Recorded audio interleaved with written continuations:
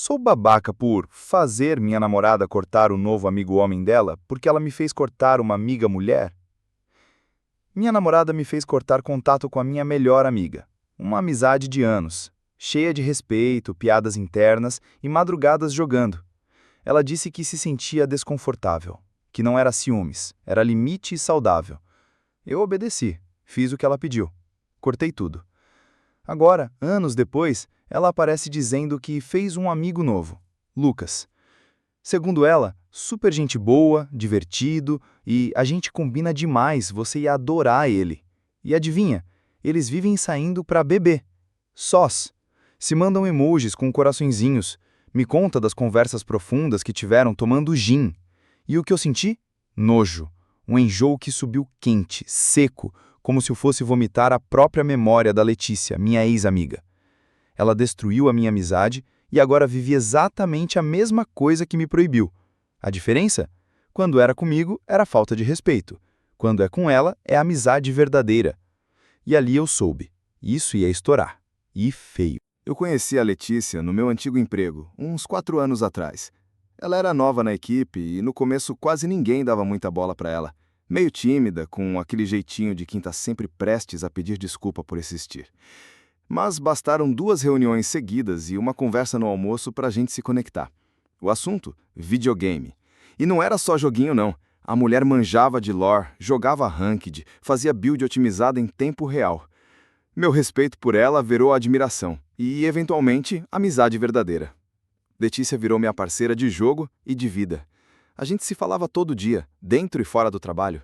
Ríamos de memes que ninguém mais entendia. Fazíamos piadas internas que nem precisavam de palavras. Eu podia estar tendo o pior dia do mundo, mas bastava uma mensagem dela. Hora do combate? E pronto, tudo melhorava. Nunca houve nada além da amizade, e isso era claro para os 2 lados. A Júlia, minha namorada, entrou na minha vida pouco depois. A gente se conheceu num aplicativo, saiu algumas vezes e engatou num namoro meio rápido. Ela era inteligente, cheia de opinião e muito segura de si. Ou, pelo menos, parecia. No começo, ela até fingia estar de boa com a Letícia. Chegava a perguntar sobre nossos jogos ou até dizer que achava fofo como a gente se dava bem. Mas, com o tempo, essas perguntas viraram comentários estranhos, pequenos espinhos disfarçados de ironia. Nossa, a Letícia de novo? Vocês jogam todo dia? Você já falou mais dela hoje do que de mim. Se fosse o contrário, você ia achar tranquilo? A primeira DR veio assim. Numa conversa em tom morno, mas recheada de julgamento passivo-agressivo. Júlia nunca gritava. Ela era do tipo que te desmontava com um olhar e 2 silêncios. Dizia que não era ciúmes, era a intuição feminina. Fui tentando administrar. Falei com a Letícia, expliquei que talvez a gente devesse dar um tempo nos jogos noturnos. Ela entendeu. Ficou visivelmente triste, mas entendeu. Só que mesmo com essa distância, Júlia não sossegou. Veio o segundo embate. E dessa vez, ela foi direta. Não dá pra continuar assim. Eu tô me sentindo mal no nosso relacionamento. Ou você corta essa amizade, ou eu não sei se consigo continuar. Eu fiquei paralisado. Me senti encurralado por alguém que dizia me amar. Do outro lado, uma amiga que nunca me pediu nada além da minha companhia sincera. Foi um dos piores momentos da minha vida adulta. E eu cedi. Fui fraco. Cortei a Letícia. Não foi só parar de falar, eu literalmente desapareci. Apaguei as conversas, bloqueei os contatos, silenciei o nome dela dentro de mim. Fiz isso por amor, por medo de perder a Júlia, por acreditar que isso traria paz. Trouxe. Por um tempo, sim. Júlia ficou mais leve, mais carinhosa. O relacionamento pareceu finalmente entrar nos eixos. Mas eu me sentia meio oco. Como se tivesse enterrado uma parte da minha identidade. Letícia seguiu a vida. Pelo que eu via de longe, estava bem, feliz. E eu sorria nas fotos com a Júlia, mas por dentro ainda carregava o vazio daquela amizade arrancada à força. E então, anos depois, veio o nome. Lucas. Ela falou como quem fala de uma celebridade. Conheci um amigo no trabalho novo, super gente boa. A gente virou parceiro de happy hour. E foi assim que o trauma ressurgiu, como uma lâmina mal enterrada voltando à superfície. A primeira vez que eu ouvi o nome Lucas saindo da boca da Júlia Foi como um alerta vermelho tocando em silêncio. Ela disse com um brilho nos olhos, aquele mesmo brilho que eu já tinha visto antes, quando ela falava de alguma série nova que tinha amado ou quando descobria uma cafeteria bonita. Só que agora, o brilho era por alguém, um amigo. Você ia gostar dele, é engraçado, sarcástico igual você. Eu dei um sorriso automático, mas lá dentro, minha mente já estava jogando xadrez em modo frenético. Sarcástico igual a mim? Parceiro de piatas agora? Eu? Substituível? Mas não era ciúme, era outra coisa, era memória. Júlia começou a falar do Lucas com mais frequência, primeiro casual, depois recorrente, até que ele virou um personagem fixo da nossa rotina. Hoje o Lucas mandou uma foto do bar que ele quer ir no fim de semana. O Lucas acha que eu sou viciado em batata frita com cheddar. O Lucas é ridículo, a gente riu tanto ontem... Ontem? Vocês saíram ontem? Sim, depois do expediente. Eu te avisei, não lembra? Não lembrava. E mesmo que tivesse avisado, não tinha me dito que era só os dois, ali, num bar, rindo, batata frita, cheddar, palhaçadas do Lucas. E eu, em casa, jogando sozinho. E foi nesse ponto que o rancor virou um tumor. Eu revivia mentalmente cada discussão do passado, cada argumento que ela usou para me convencer a cortar a Letícia. Você passa tempo demais com ela. Vocês têm intimidade demais. Não me sinto segura. Agora ela fazia exatamente o mesmo, só que com um sorriso de "e daí?" na cara. Cheguei a me perguntar, será que ela não percebe a ironia? Ou será que percebe e simplesmente não se importa? As saídas com o Lucas começaram a se repetir. Fim de expediente, sexta-noite, às vezes até domingo. Eu esperava alguma consideração, "Ei, tá tudo bem se eu sair com ele de novo?" Mas o que vinha era só "Tô indo encontrar o Lucas." Como se fosse óbvio, como se fosse normal, como se eu, o namorado, não tivesse o direito de sentir nada. Tentei engolir. Engoli seco, com a garganta arranhando, mas cada vez que o nome dele surgia, eu lembrava do rosto da Letícia, da última vez que jogamos juntos, do silêncio que veio depois da minha ausência. Eu me tornei o agente do abandono, só para agora ser o abandonado. Cheguei a comentar, numa conversa meio torta, tentando manter a calma. Engraçado, né? Eu perdi uma amizade importante porque você não se sentia confortável. Agora você tem um melhor amigo, e tudo bem. Ela franziu a testa, ficou calada por 2 segundos, depois disse, "Você tá mesmo comparando? Aquilo foi diferente. Por quê? Porque agora é você que está no controle?" Ela desviou. Mandou aquele clássico, "Não tô afim de brigar agora."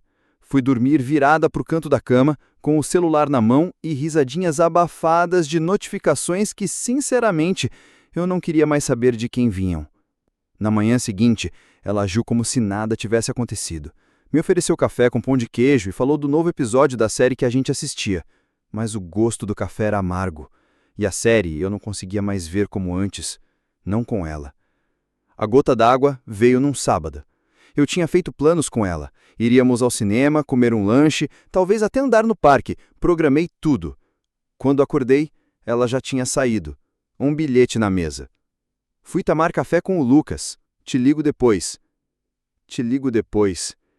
Eu olhei para o bilhete como se fosse um tapa. Nem um desculpa. Nem um podemos remarcar? Só Lucas. E aí, pela primeira vez desde 2019, eu explodi.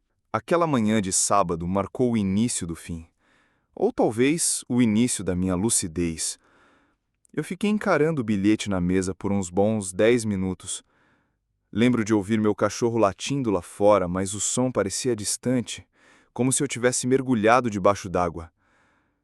Fui tomar café com o Lucas. Não era só sobre o café. Era sobre a escolha, sobre o fato de ela ter acordado e pensado, hoje eu prefiro ele. Eu peguei o celular, pensei em ligar, em mandar mensagem, mas parei. Se ela tivesse alguma intenção de me incluir, de me considerar, teria perguntado, me convidado, me avisado antes. Passei o sábado num silêncio tenso. Abri o jogo, tentei jogar, mas o controle pesava. Acabei dormindo no sofá com uma dor incômoda no peito e o som de mensagens dela chegando à noite. Foi ótimo o café, a gente acabou se estendendo. Vamos ver o filme amanhã? Saudades. De quê, exatamente? Quando ela chegou, fingiu que nada estava errado. Eu, por orgulho, também fingi. Mas o ar estava espesso, carregado. E a partir dali, tudo começou a desmoronar.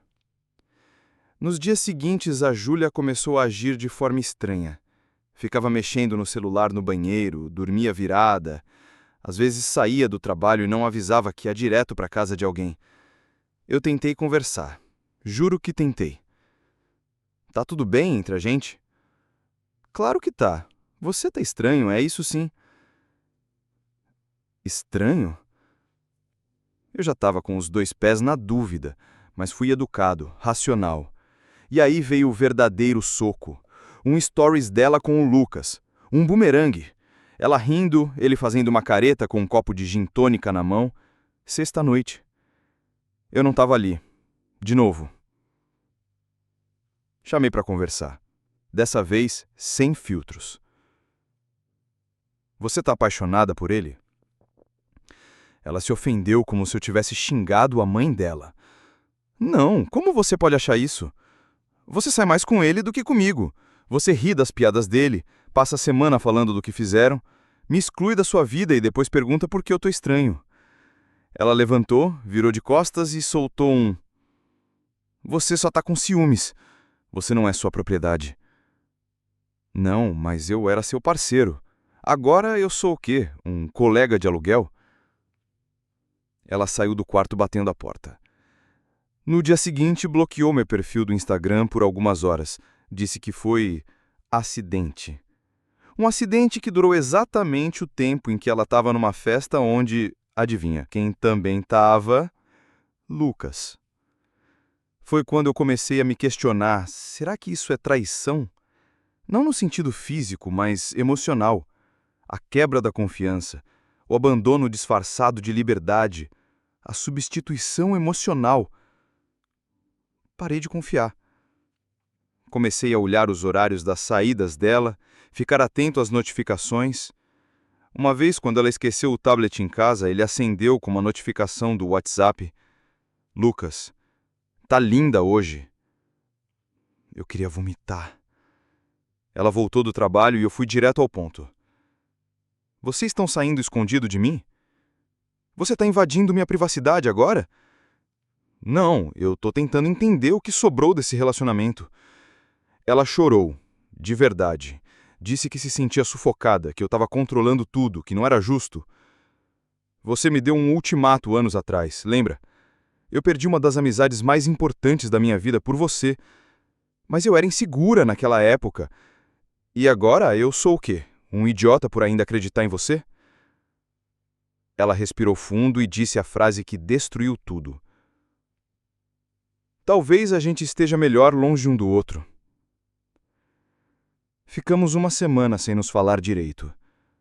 A casa era um campo minado. Silêncio durante o café, trocas secas à noite, nenhuma intimidade. Ela parecia estar esperando que eu tomasse a decisão. Então, eu tomei. Se você acha que o Lucas é tão essencial na sua vida, fica com ele, mas eu não vou assistir isso de camarote. Você tá me mandando embora? Tô mandando embora a versão de você que acha que eu sou um idiota. Ela pegou algumas roupas e saiu. Disse que ia respirar. Eu fiquei ali, de novo, como em 2019, sozinho olhando para a tela com a sensação de que perdi mais uma vez. Mas dessa vez eu não senti culpa. Senti alívio. E um frio estranho na barriga que dizia: a verdade tá vindo. Depois que Júlia saiu, a casa ficou silenciosa, mas minha mente virou um furacão. Não era só tristeza, era uma mistura de raiva, confusão e aquela vontade incontrolável de entender até onde aquilo tinha ido. No fundo, eu sabia que havia algo além do que ela me dizia. Era mais do que saídas com o Lucas, mais do que mensagens apagadas rápido demais, ou aquelas risadas abafadas no meio da noite. Eu sentia que algo estava escondido, e, por mais que eu quisesse respeitar a privacidade dela, uma parte de mim não deixava a curiosidade morrer. Foi aí que comecei a observar pequenos detalhes. A tela do celular que desligava quando eu entrava no quarto, o som do WhatsApp que parava de tocar repentinamente, o brilho estranho no olhar dela quando falava de coisas do trabalho, mas nada comparado ao dia em que encontrei o tablet dela esquecido na mesa da cozinha. Pego pela tentação, desbloqueei o dispositivo com a senha que, anos atrás, ela me tinha contado como número da sorte. Na tela, centenas de mensagens com Lucas. Não só isso, fotos trocadas, áudios, vídeos curtos com risadas que não tinham mais espaço na minha casa. Foi como cavar um buraco no chão da confiança. A cada nova mensagem, um punhal. E o pior, ela não estava apenas me omitindo coisas, estava escondendo. O sentimento de traição cresceu. Eu li as conversas e, em algumas delas, ela contava detalhes da nossa vida, sentimentos que eu dividia com ela em silêncio, como se Lucas fosse um receptor melhor que eu. Comecei a suspeitar que havia mais do que amizade. O cheiro doce da traição estava no ar, e não era apenas um aroma metafórico. Depois de noites em claro, decidi agir. Instalei um app de localização no celular dela, algo discreto, nada invasivo demais, só para saber onde ela estava. Não queria ser o namorado controlador, mas precisava saber a verdade. As primeiras semanas foram decepcionantes e inquietantes. Júlia ia a lugares estranhos, chegava tarde, falava pouco e mandava mensagens rápido como se estivesse fugindo de algo. Uma noite, vi o local do celular dela apontando para uma casa na cidade vizinha. Casa essa que, para minha surpresa, tinha o mesmo número do celular do Lucas, salvo em seus contatos. Confrontar diretamente parecia um tsunami emocional que eu não tinha coragem de enfrentar, então optei por um caminho menos direto. Comecei a investigar discretamente. Segui pistas nas redes sociais, observei o círculo de amizades, vi fotos deletadas no Instagram, comentários apagados. O que antes era uma suposição virou certeza. Algo obscuro acontecia ali. O ápice veio quando, numa noite chuvosa, consegui marcar um encontro casual com uma amiga em comum da Júlia e do Lucas. Ela não sabia da minha investigação, só achava que eu estava passando por uma crise no relacionamento. Você já viu como eles andam grudados? Tem coisa aí que a Júlia não quer que você saiba. Tipo o quê? Olha, tem uns encontros fora do comum, coisas que ela não posta, não comenta, e o Lucas, ele não é tão amigo assim. Pelo menos não como você pensa. A ficha caiu. Fui tomado por uma mistura horrível de raiva e tristeza. Como aquela mulher que eu amava tanto podia me enganar assim? Quantas vezes ela tinha mentido? Quantas vezes eu tinha sido tolo ali, acreditando que tudo era apenas amizade? Decidi que precisava enfrentar, mas não sozinho. Pedi ajuda a um amigo próximo. Alguém com quem eu pudesse desabafar e que também fosse meio detetive amador. Juntos, criamos um plano para ter certeza de tudo, para não cair em suposições que só me destruíssem mais. Foi um processo longo, cheio de noites mal dormidas, pesquisas, reuniões escondidas e planos para confrontar Júlia de forma definitiva. E aí veio um momento. Um dia, peguei o celular dela enquanto ela tomava banho. Lá estava, uma conversa marcada para aquela noite. Júlia e Lucas planejavam um encontro em um bar discreto, longe do nosso bairro, longe dos olhares que eu poderia cruzar. Encarei aquele papel digital e algo dentro de mim clicou. Não era só amizade. Era um adeus velado, um segredo que ela carregava comigo dentro de casa. Naquele momento, tomei uma decisão. Ia confrontá-la e exigir a verdade, não importasse o que custasse. Naquela noite, minha casa estava mais silenciosa do que nunca. O relógio parecia zombar da minha ansiedade, marcando cada segundo como se soubesse que o que eu estava prestes a fazer mudaria tudo. Júlia chegou com um sorriso falso, vestida para sair, com um perfume que eu costumava amar, mas que agora parecia uma ofensa no meu nariz. Eu estava pronto, mesmo que por dentro estivesse um caos total. A gente precisa conversar. Ela arqueou a sobrancelha, o sorriso vacilando por um instante. Sobre o quê? Sobre Lucas. Sobre a gente. Sobre você. A conversa começou tensa, com um jogo de gato e rato. Ela negava, desviava, dizia que eu estava imaginando coisas, que estava paranoico, mas eu tinha provas. Mensagens, localizações, fotos. Quando joguei tudo na mesa, vi o semblante dela mudar, de negação para raiva e finalmente para tristeza. Eu não queria que fosse assim. Assim como? Como? Você me fez cortar a Letícia e agora faz a mesma coisa comigo? Eu estava confusa. O clímax veio rápido. Palavras afiadas, acusações que machucavam, lágrimas que ardiam nos olhos.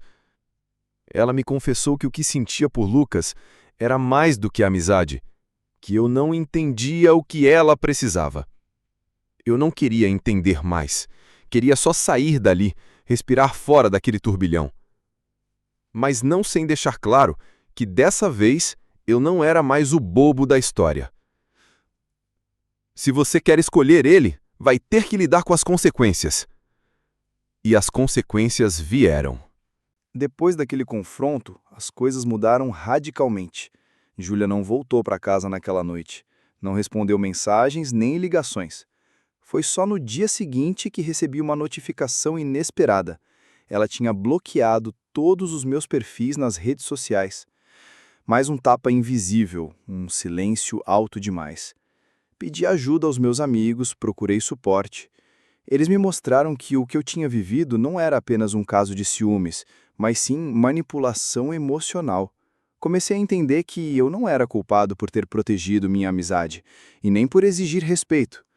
Pouco depois, Júlia tentou me contatar, querendo conversar e acertar as coisas, mas eu já estava blindado. Fiz questão de deixar claro que não aceitaria voltar para uma relação baseada em ultimatos e mentiras.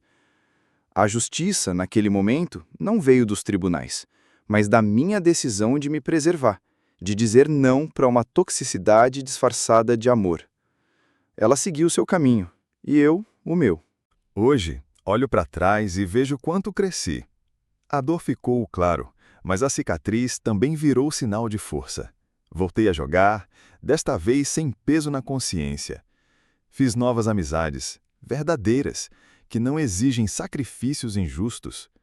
Aprendi a colocar meus limites, a reconhecer o que é saudável. E a paz, essa chegou devagarinho, como um abraço silencioso em uma tarde qualquer. Sei que ainda vou me lembrar daquela amizade que perdi, daquela relação que não deu certo, mas não me arrependo de ter escolhido a mim mesmo, porque no fim, a maior vitória é ser fiel a quem a gente é, sem máscaras, sem culpas.